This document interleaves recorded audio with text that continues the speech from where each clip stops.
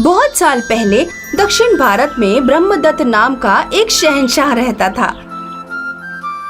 ब्रह्मदत्त एक छोटी सी रियासत का बादशाह था।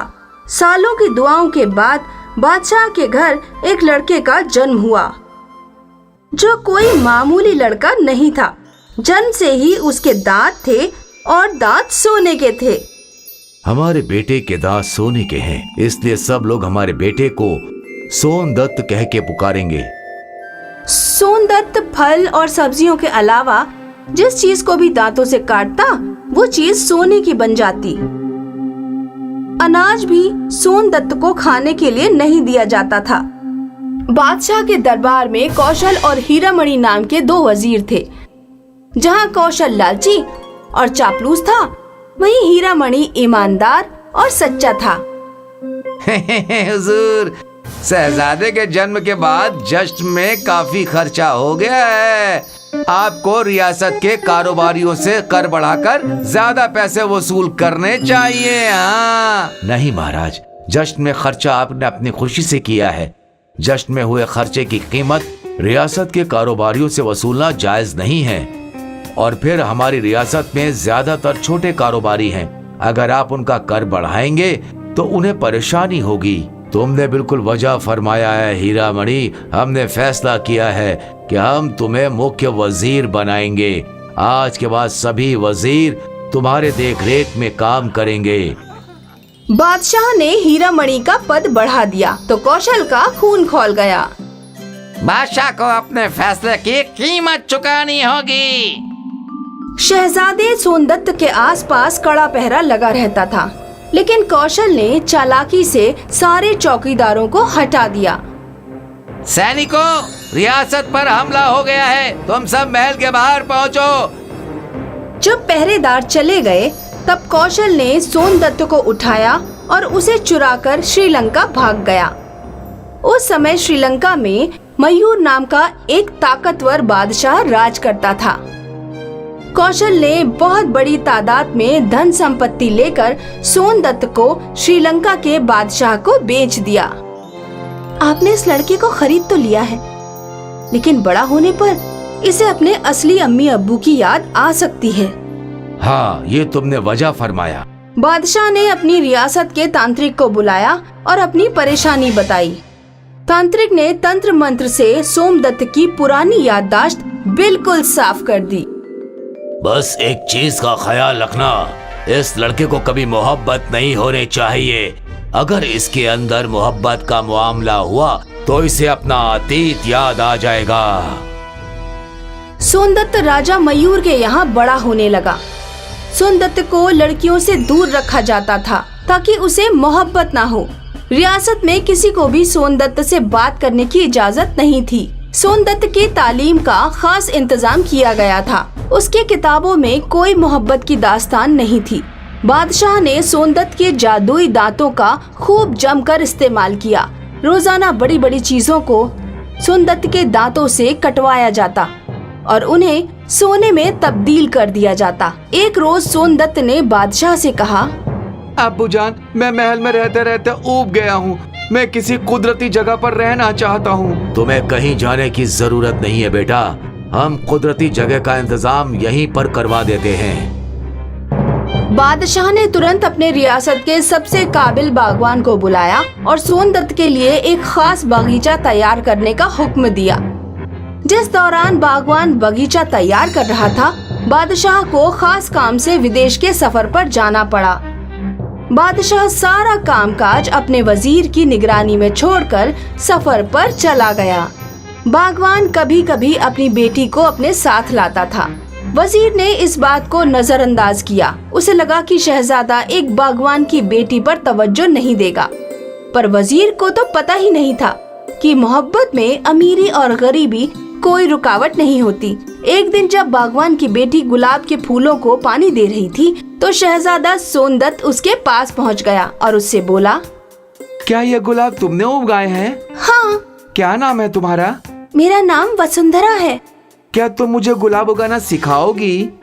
शहजादे ने वसुंधरा से गुलाब उगाना सीखा। उन दोनों के बीच मोहब्बत की शुरुआत होने लगी।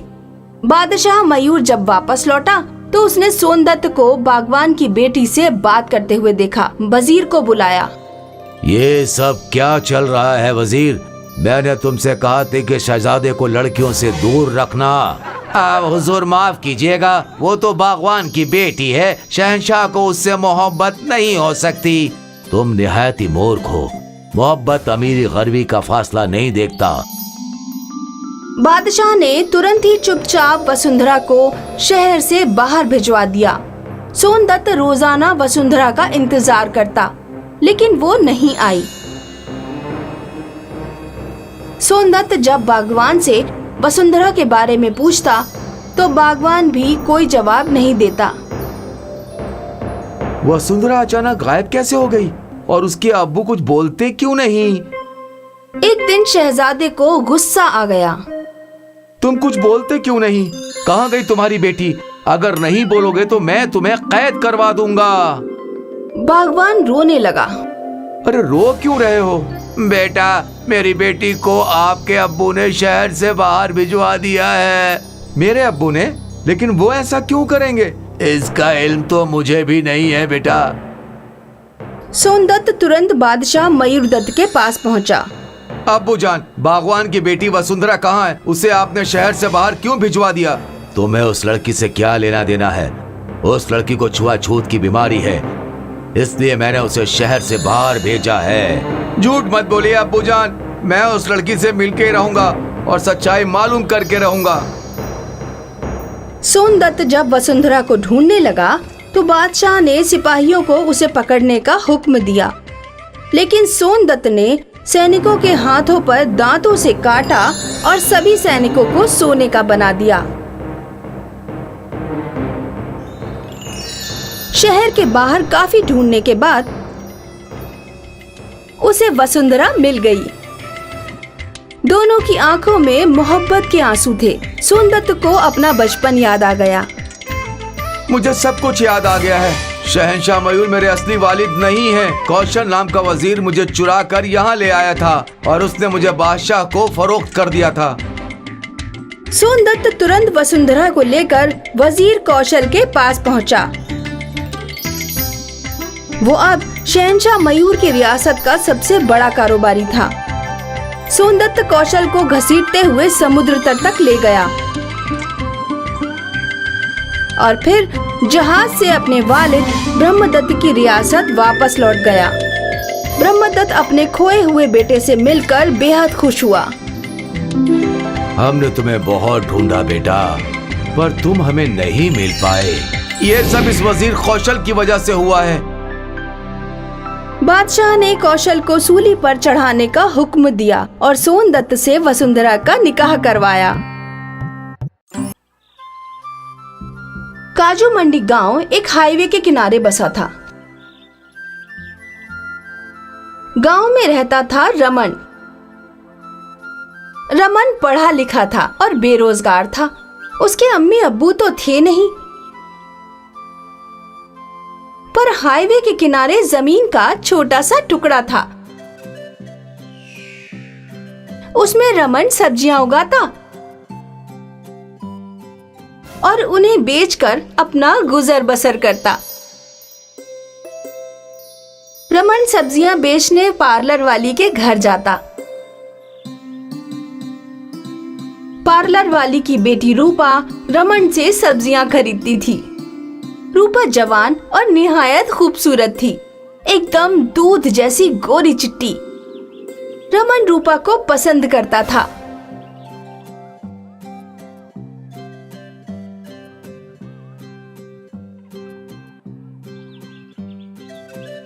और रोज रोज सब्जियां बेचने उसके घर जाता था। अब सिर्फ देखने से जी नहीं भरेगा, मुझे रूपा का हाथ मांगना ही होगा।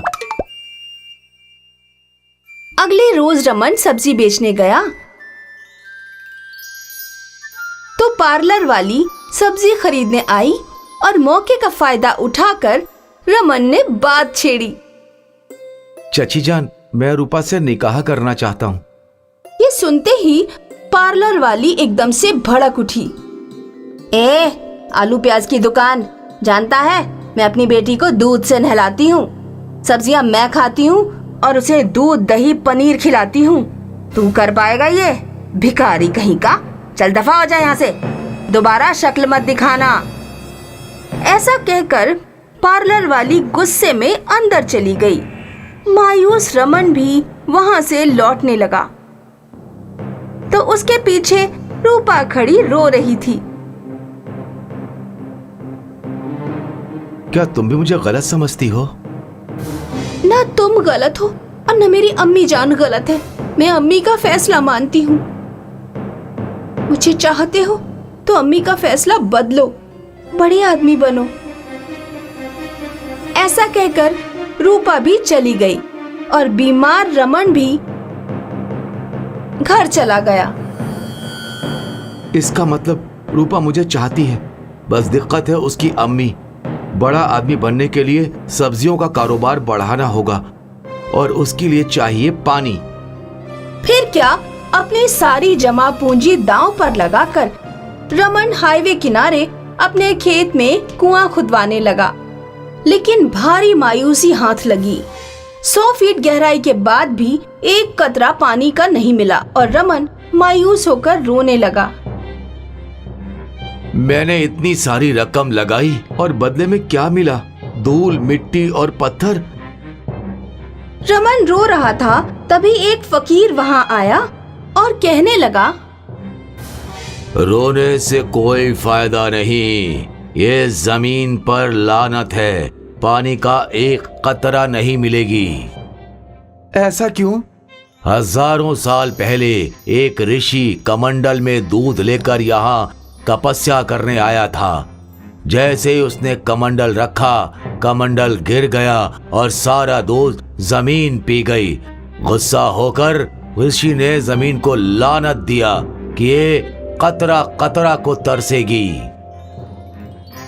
फकीर की बात सुनकर दुखी रमन घर चला आया और सो गया। रात को हाईवे से दूध का एक टैंकर गुजर रहा था। अचानक टैंकर पलट गया और सारा दूध हाईवे से बहने लगा। सुबह हुई, रमन हाईवे आया तो उसने पलटा हुआ टैंकर देखा। रमन कुएं के पास आया और जैसे ही उसने कुएं में देखा तो वो चकित हो गया।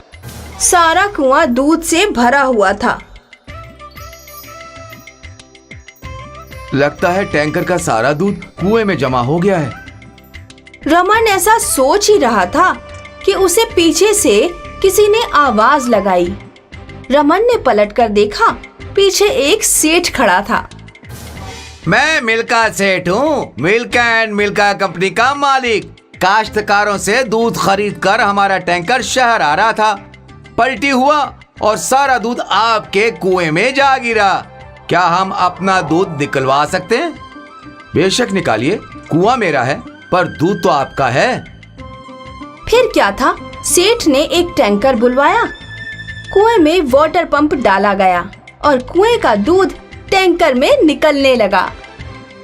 2 मिनट के अंदर टैंकर भर गया, लेकिन कुएं से एक कतरा दूध कम ना हुआ। सेठ के साथ साथ रमन भी चकरा गया। कमाल है, हमारा एक टैंकर दूध था, सारा निकाल लिया, फिर भी कुएं में दूध कम नहीं हुआ। चक्कर क्या है? आज तक जिंदगी में ऐसा कमाल नहीं देखा।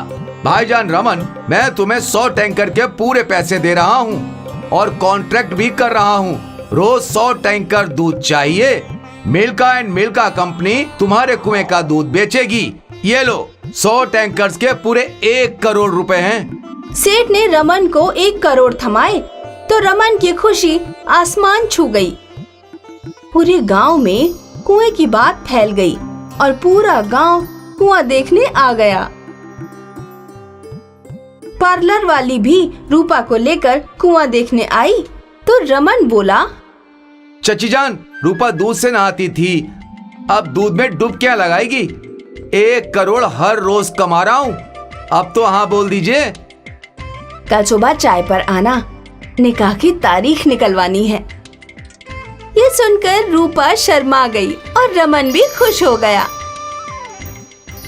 दोपहर को फकीर बाबा फिर आए और बोले, कुएं में दूध इसलिए आया क्योंकि टैंकर के दूध का कमंडल के दूध के साथ मिलाप हो गया। अब यह कुआं कभी खाली नहीं होगा। जो भी हुआ अच्छा हुआ। ऋषि की लानत मेरे लिए तोहफा साबित हुई। इस तरह से दूध के कुएं से रमन की पूरी जिंदगी ही बदल गई और रमन बड़ा आदमी बन गया।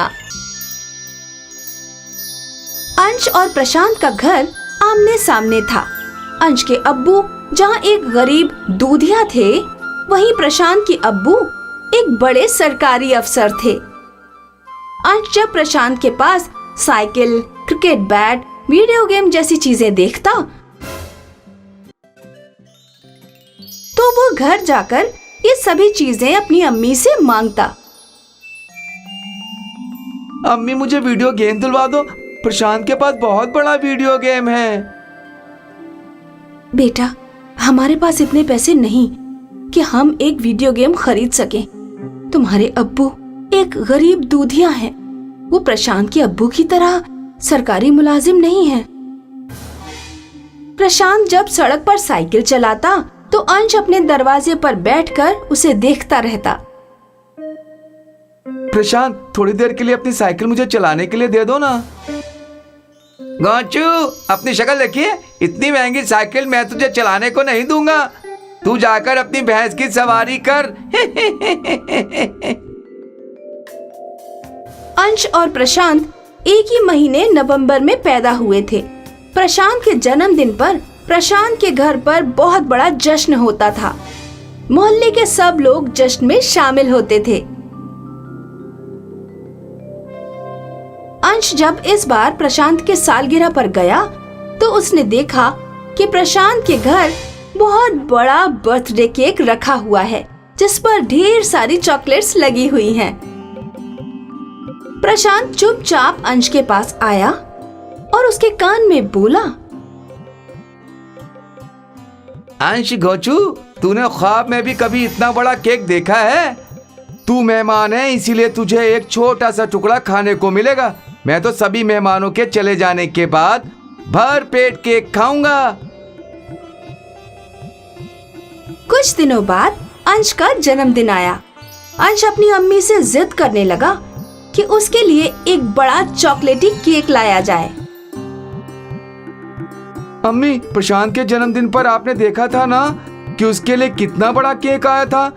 मेरे जन्मदिन पर भी उतना ही बड़ा केक लेकर आइए ना। बेटा, हम उतना बड़ा केक नहीं खरीद सकते।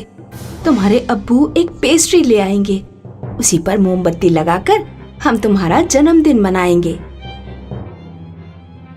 नहीं, मैं पेस्ट्री से जन्मदिन नहीं मनाऊंगा। अंश अपनी अम्मी से नाराज होकर केक की दुकान के सामने चला गया और वहीं पर बैठकर रोने लगा। एक आदमी जिसने अजीब से कपड़े पहन रखे थे अंश के पास आया। क्या हुआ बच्चे, क्यों रो रहे हो तुम? मेरे सामने रहने वाले प्रशांत के जन्मदिन पर बहुत बड़ा केक आया था, पर मेरी अम्मी मेरे जन्मदिन पर एक छोटा सा केक भी नहीं खरीद पा रही हैं। वो कहती है कि पेस्ट्री में मोमबत्ती लगाकर मेरा जन्मदिन मनाया जाएगा। अजनबी आदमी ने चुटकी बजाई और उसके हाथ में एक खूबसूरत सा चॉकलेटी केक आ गया। ये लो, तुम ये केक अपने घर ले जा सकते हो। इसको अकेले मत खाना, दूसरे लोगों को भी बांटना। ये कभी खत्म नहीं होगा और कभी भी खराब नहीं होगा। जो भी इसको खाएगा वो तुम्हें एक दुआ देगा जो सच होगी। लेकिन इसको सिर्फ अपने जन्मदिन पर ही काट कर बांटना। अगर तुमने केक को उस दिन काटा जिस दिन तुम्हारा जन्मदिन नहीं है, तो केक खाने वाले दुआ नहीं बद्दुआ दे देंगे जो सच्ची हो जाएगी। अंश उस अजनबी का दिया केक लेकर अपने घर पहुंचा। इतना सुंदर चॉकलेटी केक तुमने कैसे खरीदा? तुम्हारे पास पैसे कहां से आए? कहीं तुमने चोरी तो नहीं की? नहीं अम्मी, मैंने चोरी नहीं की। एक अजनबी ने मुझे ये जादुई केक दिया है। इसको खाने वाले के मुंह से एक दुआ निकलेगी जो सच हो जाएगी अम्मी। उस रात अंश ने अपने जन्मदिन पर जादुई केक काटा। अंश ने जब केक अपनी अम्मी को खिलाया तो उसकी अम्मी ने उसे दुआ दी, मेरे बेटे को एक अच्छी सी साइकिल मिले। अगले दिन अंश के स्कूल में एक आर्ट मुकाबला हुआ जिसमें अंश की पेंटिंग को पहला इनाम मिला। इसमें अंश को एक खूबसूरत साइकिल दी गई। अंश साइकिल लेकर अपने घर पहुंचा। अम्मी, आपकी दुआ सच में सच हो गई। अब प्रशांत जब साइकिल चलाता तो अंश भी अपनी साइकिल लेकर सड़क पर आ जाता। गोचू, तेरे पास इतनी अच्छी साइकिल कहाँ से आई? मेरे पास एक जादुई केक है जिसे काट कर अगर किसी को भी खिलाओ तो वो जो दुआ देता है वो दुआ सच हो जाती है। मेरी अम्मी ने मुझे साइकिल मिलने की दुआ दी थी। प्रशांत ने पूरी बात जाकर अपने अम्मी अब्बू को बता दी। प्रशांत के अब्बा एक रिश्वतखोर लालची सरकारी मुलाजिम थे। उन्होंने सोचा कि अगर वो केक उन्हें मिल जाए तो फिर वो मनचाहा काम करा सकते हैं। प्रशांत के अब्बा ने कुछ चोरों को रुपए दिए और अंश के घर रात में डाका डलवा दिया। चोरों ने अंश और उसके अम्मी अब्बू के मुंह पर कपड़ा बांध दिया और जादुई केक चुरा कर ले गए। अब हमारे पास जादुई केक है। प्रशांत की अम्मी, मैं तुम्हें केक खिलाऊंगा, फिर तुम मुझे दुआ देना कि मैं शहर का सबसे बड़ा सरकारी अफसर बन जाऊं। प्रशांत के परिवार को पता ही नहीं था कि जादुई केक सिर्फ जन्मदिन वाले दिन ही काटना चाहिए, वरना केक खाने वाले के मुंह से दुआ की जगह बद्दुआ निकलती है और वो सच हो जाती है। प्रशांत के पिता ने केक काटकर अपनी बीवी को खिलाया। अब जल्दी से दुआ बोलो। आपकी सरकारी नौकरी छूट जाए और आप भी एक दूधिया बन जाएं। क्या तुम्हारा दिमाग खराब हो गया? ये तुमने क्या बोल दिया? तुरंत ही प्रशांत के अब्बू के पास एक फोन आया जिसमें उनके एक सीनियर ने उन्हें बताया कि रिश्वतखोरी के इल्जाम में प्रशांत के अब्बू को नौकरी से बर्खास्त कर दिया गया है। जुर्माना चुकाने के बाद प्रशांत का परिवार अंश के परिवार की तरह गरीब हो गया। प्रशांत के मामू जान एक भैंस लेकर प्रशांत के घर पहुँचे। आपा, मैंने सुना है कि दूल्हे भाई की नौकरी छूट गई है। ये भैंस पाल लो और दूध का धंधा शुरू कर दो। कम से कम खाने पीने का इंतजाम तो हो ही जाएगा। प्रशांत का परिवार रोते हुए भैंस लेकर अंश के घर पहुंचा। अंश, हमने तुम्हारा जादुई केक चुराया था ताकि हम बहुत ज्यादा अमीर बन सकें, लेकिन इसकी वजह से हम तो गरीब हो गए।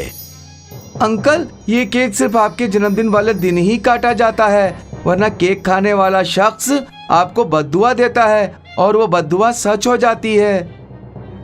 तब प्रशांत और प्रशांत के अब्बू को अपनी चोरी पर बेहद अफसोस हुआ। उन्हें समझ आ गया था कि चुराई गई चीज से फायदे से ज्यादा नुकसान होता है।